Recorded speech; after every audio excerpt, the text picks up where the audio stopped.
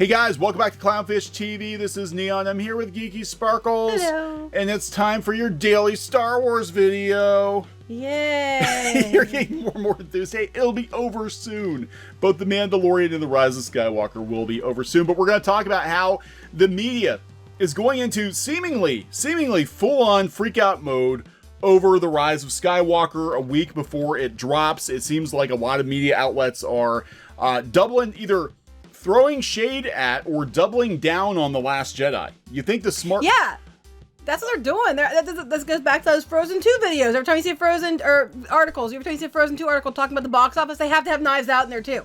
I don't know why, but they keep doing it. I mean, the smartest thing they could do is just pretend The Last Jedi didn't exist, but I think they're using The Last Jedi to preemptively excuse what could be a lower than expected box office for The Rise of Skywalker. After defending it for all this time. Right. And it's very obvious that this is going on, but we've got a lot of people who are Last Jedi defenders all this time freaking out.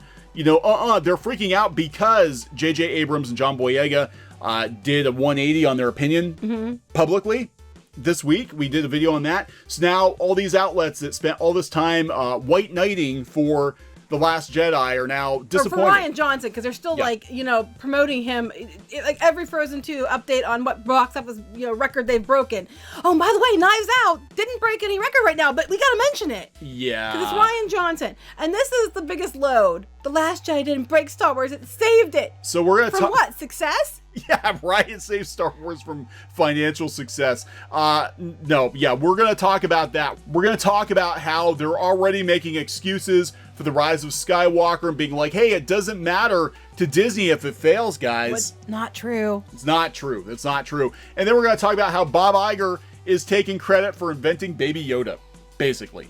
Is that what he's doing? Not exactly, but this is so bullshit. This is such a bullshit thing. This was in Time magazine. God. Okay, so we're going to talk about... It reminds me of the Ghostbusters 2 painting. What do people love? What's the one thing people like about Star Wars? Baby Yoda! Hurry! Do a painting of him holding Baby Yoda. Sipping soup. Because there we go, Bob Iger. Okay, so we're going to talk about all of that. If you haven't subscribed to the channel yet, please subscribe for more pop culture, news, views, and rants. We're at over 82,000 subs, hoping for 100,000 soon. You guys have been awesome. We have literally, more than doubled in subs just in the last 3 months. It's been crazy. Wow. Yeah. Has it been more than double? Yeah. Holy crap. It's been Woohoo! crazy. We're almost to 100. Almost to 100. Almost to 100. Come on, 100,000. And then we're going to bug you guys to get to 1 million. No. Probably. Okay, so we'll start with this. Nerdist. They're salty. They're very salty that JJ threw The Last Jedi under the bus. Last Jedi didn't break Star Wars. It saved it. No, it didn't. Wrong.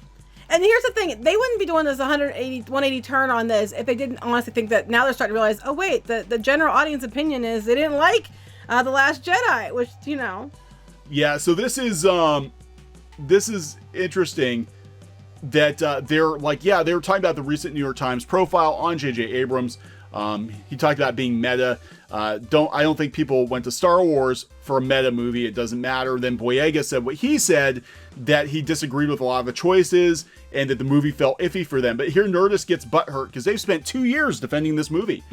Abrams and the actors are certainly entitled to their opinions. As are the fans. Yeah, but the specific way these quotes are angled seem intentional on the eve of The Rise of Skywalker. They feel like another one of Disney's controlled marketing narratives to both have their Star Wars cake and eat it too. No shit! Because there are new movies coming out, and they're trying to get people to come to it. They're desperate. I mean, heck, they're even doing a campaign on Facebook Messenger today. They're starting a new thing on Facebook today.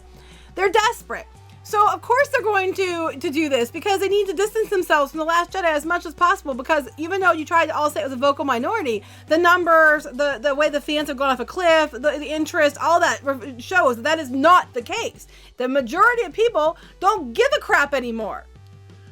That's true, and that's the problem. And I will agree with Nerdist. This is 100% correct. This is Disney reading the tea leaves and being like, okay, we have to address The Last Jedi because we spent 2 years defending it. How do we do it? Well, we'll just flip-flop. Well, it's not getting better, so they're going to have to. They're going to have to.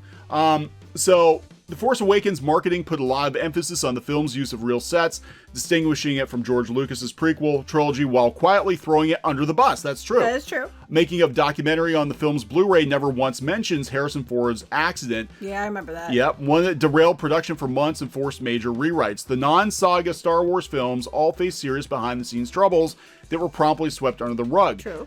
This is 100%. I actually have to agree with Nerdist on this. They're a little salty, right. But I agree. The Disney era of Star Wars, like most things Disney, prefers the denial approach to controversy. Yep. Reference it subtly, if at all, and move on. Yeah, well, that's pretty much like their approach to pretty much everything. Everything. That's Disney. Like, oh yeah, we'll bring that up, but then we'll just forget it. Positive Disney. Down the memory hole. Well, you can't even, at meetings, you can't even say anything negative unless you say something positive first. So, there you go. Yeah, boilerplate answers from the cast and crew during press interviews for The Rise of Skywalker maintain another narrative. The Last Jedi didn't derail Abrams' master plan. That's what they did say. But the choices weren't ones he'd made. That is what they were saying. That is true. Yep, the repeated adage that Episode 9 is an ensemble piece emphasizing the relationship between Rey, Finn, and Poe feels like a backhand dig at Jedi. Yeah, well, here's the thing, though. Jedi should have done this and didn't. That was Jedi's one big downfall, I think. That and ruining every question that was brought up. So it was hard for all of us because we're separated, Boyega said. We talked about that. So it also, yeah, this is so weird. This whole thing is basically like, how dare you, Disney? How dare you throw shade? It suggested Johnson somehow compromised or undermined Abrams' own vague world building when he never made clearly defined choices in the first place. It's JJ's fault. He outlined a trilogy, walked away, then returned with a simmering wave of internet vitriol that could either be eradicated or weaponized to sell the next product. Nerdist, you're starting to catch on to how all of this works. Right, that's exactly what they're doing right now. The reason Abrams is changing his opinion right now is because, hey, the projections aren't that great. Let's be honest. Maybe if I tell them what they want to hear, people will be like, oh yeah, he understands me. Maybe they fixed this movie and I'm going to go see it. That's what they're trying to do. Right, and you have to, like, outlets like Nerdist, like Polygon, like IO9, they all spent the last 2 years running down the Star Wars fans, defending The Last Jedi, and now, a week before The Rise of Skywalker comes out, the company flip-flops because of course they do, because they just want to sell a product. That's it. You finally got it. To Disney, that's all Star Wars is another product. Which is what the fans have been saying this entire time. You were fooled. You were lied to. You were lied to. And you white knighted for a movie that, frankly, to Disney was just a product that misfired. And it was a product that misfired. It was not a good movie. I am sorry if you guys don't like hearing that. But it's the truth. And it's not just the truth of extreme fans. It's the truth to the general public, which I think Disney has now realized is a problem. Yep. So it doesn't matter how much you liked it. It didn't make the money Disney wanted it to. It did damage the franchise financially. And that's all Disney cares about at the end of the day. Yeah, it's not bringing them into Galaxy's Edge like they thought it would. I mean, it's busy here and there. And Disney, I think World is arguably more busy than Disneyland. But we expect that anyway, because it usually is more busy. But it's not bringing the crowds they expected it to bring. It is, of course, they're going to be like, well, the new ride. Yes, for the new ride, of course, it's going to be busy for like the first couple months. That is expected. I'm not talking about that. I'm talking about long term. Yeah. Anyway, go ahead. Yeah, long term it did damage because they're talking about how The Last Jedi, and I'll just kind of sum up what they're saying here. Won't read the whole article, but they were talking about how The Last Jedi brought in new fans, a new generation. Everybody felt more included in Star Wars, yada, yada. But those people, they're not buying product. Mm-hmm. They're not buying action figures. They're not going to the theme parks. The people who bought the toys and bought the merchandise and went to the theme parks were the old school Star Wars fans that were completely alienated by The Last Jedi. And it wasn't just that movie. It was all of, well, the outlets like The Nerdist and IO9 and Polygon constantly attacking fans who didn't like The Last Jedi that basically drove them off and hurt Disney's bottom line. And only now, a week away from The Rise of Skywalker, has Disney wised up. Yeah. That was a huge mistake. Well, these blogs, all I keep thinking is there's a bear and you keep poking it with a stick and poking it with a stick and poking it with a stick. And then the bear finally gets fed up with your shit, smacks you, hurts you. And then you're like, oh my God, the bear attacked me. And that's what they did with the fans. They kept poking the fandom until the fans fought back. And then it was like, you're a bunch of man-baby, racist, misogynist, blah, blah, blah, blah, blah. How dare you? You big name whatever. Yeah. Anyway, so there you go. That's my horrible comeback. So here we go. The actors don't have to love. Coffee. You need coffee? You have coffee. I didn't have enough coffee. You need more coffee. I only drank a little bit of it. The actors don't have to love the movies they star in. Okay, we're going to talk about this because this leads into the next thing. It's all about presentation. Loading a New York Times profile article with coded disses at The Last Jedi a week before The Rise of Skywalker comes out isn't even a smart way to sell your movie. It makes the entire franchise look retroactively weaker, and it sets up major questions about what the sequel trilogy is even about.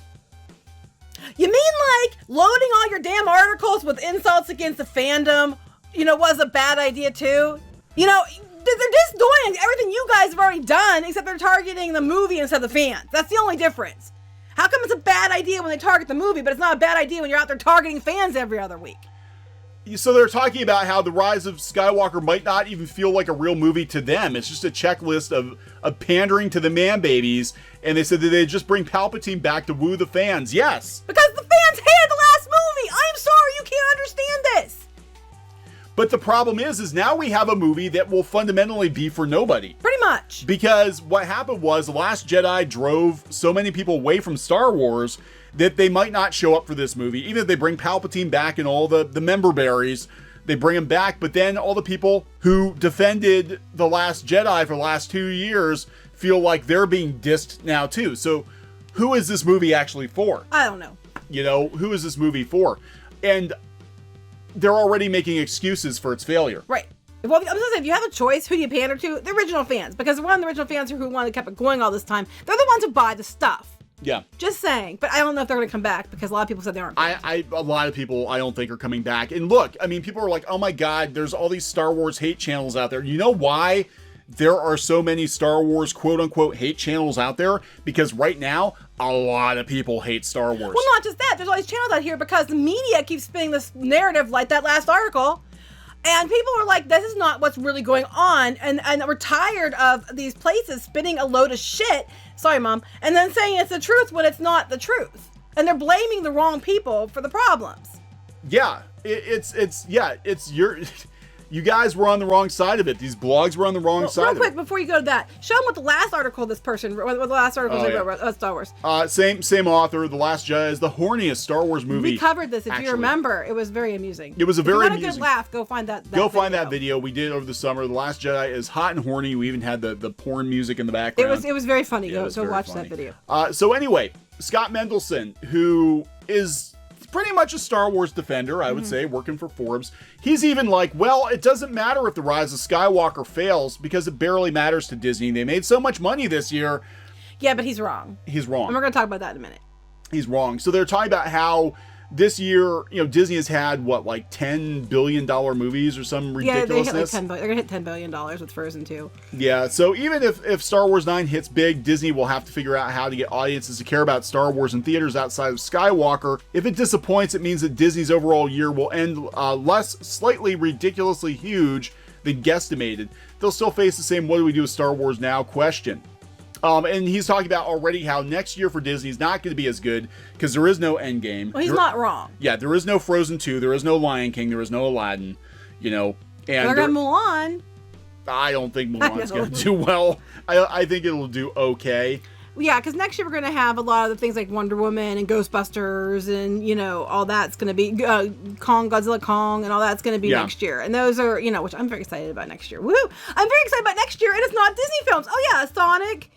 I'm actually pretty excited for next year. Yeah, there's a lot coming from other studios. Yeah, we're gonna have Godzilla vs. Kong, Dune. Which, Dune. Dune is done. Okay, so I'm a huge Dune fan, and this is being done by the guy who did Blade Runner 2, which was amazing. I didn't think that it was possible for anybody to come in and do another Blade Runner and have it be as good as the original. But I loved 2049. Well, Venom 2 is next year. Venom 2. So yeah, next year is going to be a lot of things that aren't Disney, which is probably why I'm excited for next year. Yeah. Ghostbusters. You guys, it really does kill me to say that because I've been a Disney fan since I was little.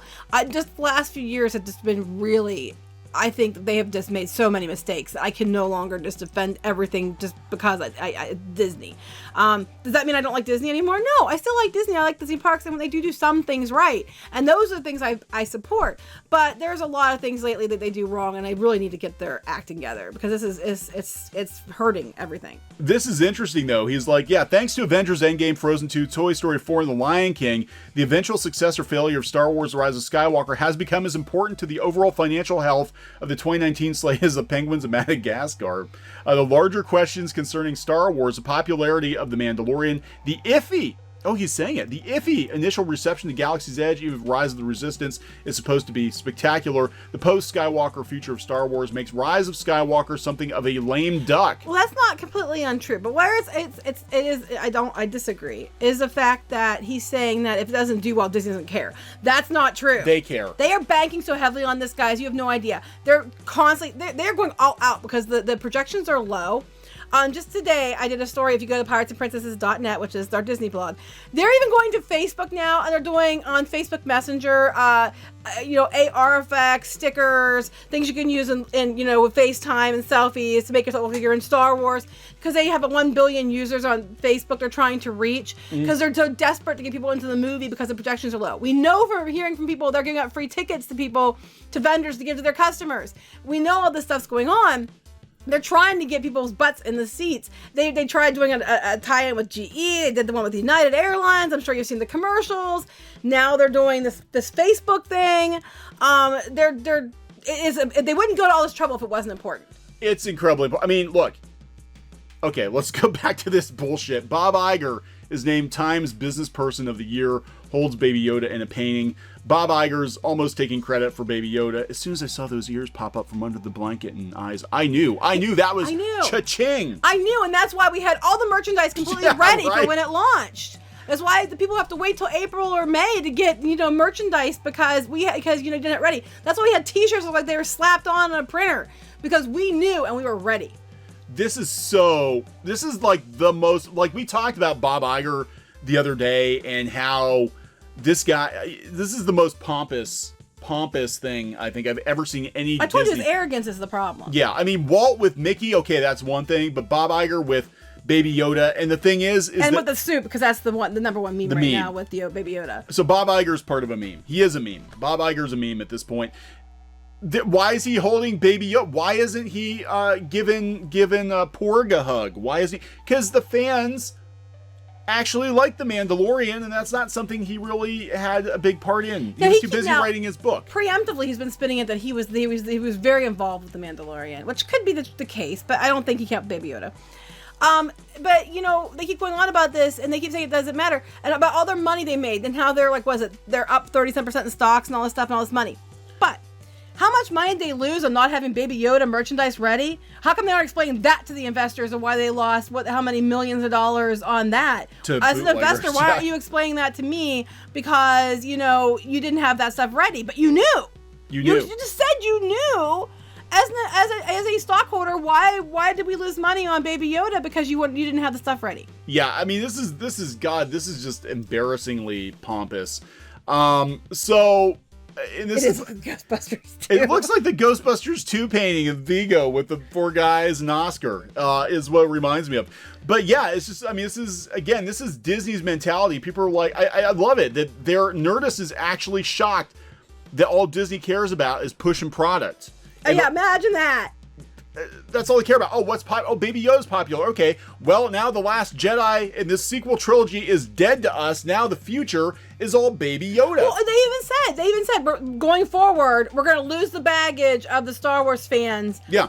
So they're just flat out saying they are distancing themselves from the sequel trilogy, moving forward to make it unrelated completely, to go from Star Wars moving on. So The Last Jedi was going to be completely buried anyway. Yeah. So, I mean, why are they surprised by this? This is Disney's MO has been this the entire time. And that's what the fans keep saying. You didn't care about the fans. You didn't care about the franchise. You cared about how to make money off of it. Last Jedi didn't make you money. Force Awakens did. Last Jedi didn't. Cost you money. And now with the Rise of Skywalker, they're desperately trying to get everybody back to make money again. Of course they're stepping over it. Of course they are. But it does matter. I disagree with him on that. It does matter about Star Wars numbers. It does matter because what happens is it's a domino effect, and we saw this already with the merchandise sales. Because of The Last Jedi being such a colossal dud with the fans, they didn't buy the toys.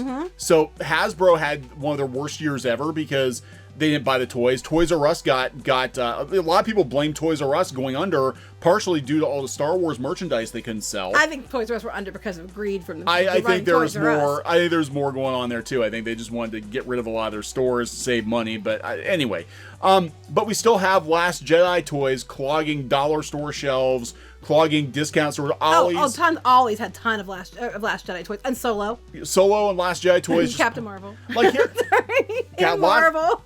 And Marvel. I'm just saying. But here we are. Was supposed to be the last movie of the Skywalker saga again. The last movie of the Skywalker saga. And you would think there would be big end caps full of, Falcon toys and walkers and X-Wings and no, not really. There's not much out there. I retweeted somebody yesterday. They said that their Walmart is already clearancing out all of the new merchandise. I have heard that from a few people. Not just, I have a couple people have told me this as well. 25% off. Well, I didn't look at our Walmart. I have to go to Walmart later, but our one friend told us that there was nothing on the shelves for Star Wars in the toy section. I don't know if it got moved to the clearance. I said, "Did you check clearance?" He goes, "No." So I'm going to go there later. I'll look.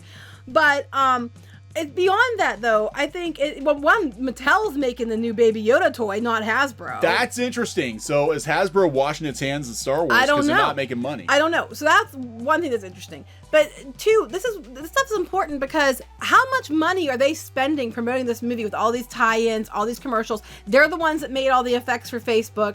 They're tying all this stuff and how much money it is to get Facebook to carry their stuff. All these partnerships and synergy isn't cheap, and they're having to spend way more money marketing this film because the audience isn't just automatically there like it was for the last two. And the last one completely ruined the audience. Yeah. And they're spending way, then all the reshoots, they've already spent way over budget. So they've spent so much money on this, it has to do well. So if it doesn't do well, it's not something that you're just going to step over. Plus the attendance is down to the theme parks, which is what they care about. Yep. All of this stuff ties into this movie. So it's not it didn't do well, let's step over it, as much so as this person thinks. Yeah, and now you're starting to realize that it doesn't matter. Disney was trying to pander to another audience. Maybe Rian Johnson thought he was making art, making a statement, but that's what he thought. That's what he was trying to do. At the end of it, all Disney wants is to sell product. Right. That's all business wants to do. No business wants to just give it away to make you feel better about yourself. Let me zoom this in. Product. That's what Star Wars is to Disney right now. It's just product. Right, and this is what the fans have noticed for years and have taken so much shit on, because it wasn't about the fans. It was about subversion. It was about selling selling products and get people over to the buy their merch and go to the parks and all this stuff, and they didn't care. And that story is true about George Lucas, where they had to make characters that were like the characters. They got rid of Akbar, and they have another character like Akbar. You know what I mean? Yeah. If that's true, they did that. They hurt themselves there because they wanted all the money. They wanted all the cookies to sell their products. It's so funny because now, frankly, you people are gonna feel the way that the old school fans felt by having a movie that you really enjoyed be completely disregarded and stepped over and disrespected in favor of the next new thing. And your characters that you like maybe not being treated. I'm sure they'll still be treated better than Luke was. Yeah. So yeah, now I know what it's like. Are we gonna start calling you man baby trolls, misogynists, racists, alt-right Yahtzees, etc., because you don't like the new movie? Maybe we can just sit down and talk about it over a glass of lukewarm green milk. There you go. Lukewarm. Lukewarm. Mm-hmm. He warmed it up just for you. Luke warmed that milk up just for you. Yeah, so it's going to be really interesting. So I think The Rise of Skywalker might literally be a movie for nobody. This is all the fandom right here. The fandom right now. That is what they're thinking. So this movie might actually unite the fandom. And not in the way that Disney hoped. Not in the way that Disney hoped. Might just alienate everybody. So we'll see. Right now, Mandalorian's our best bet for United Fandom. Yeah. Hopefully the next episode's better than episode 5. That's kind of boring. Those balls. Yeah. It was done by Filoni too, which is surprising. I was surprised. I was like, this is the weakest episode. Anyway. Let's wrap this up because people are like, are you shutting up now? Yeah, we're going to shut up now. Goodbye. All right, bye. Hey guys, thanks for watching Clownfish TV. Please consider supporting the channel. Go to clownfishsupport.com. That's clownfishsupport.com. And if you want to join our community, go to clownfishtalk.com. That's clownfishtalk.com. Please subscribe, ring the bell for notifications. We will talk to you next time.